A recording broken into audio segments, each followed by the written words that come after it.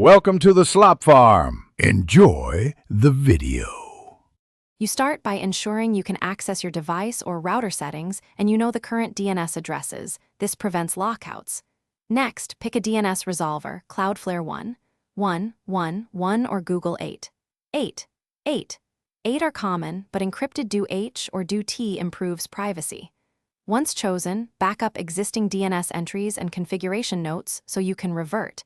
Make sure any active VPN is temporarily disabled when testing, because VPNs can override DNS and confuse results.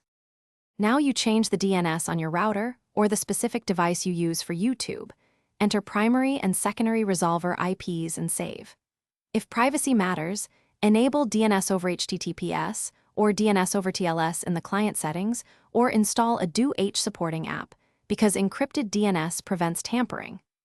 Once saved, clear the device DNS cache and restart the network interface or reboot the router. This forces the system to resolve YouTube domains through the new DNS and gives you a clean test baseline. Finally, verify YouTube streams load and that adaptive quality behaves as expected.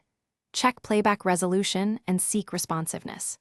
Use nslookup or dig to confirm the YouTube domains resolve to sensible IPs and note resolver latency.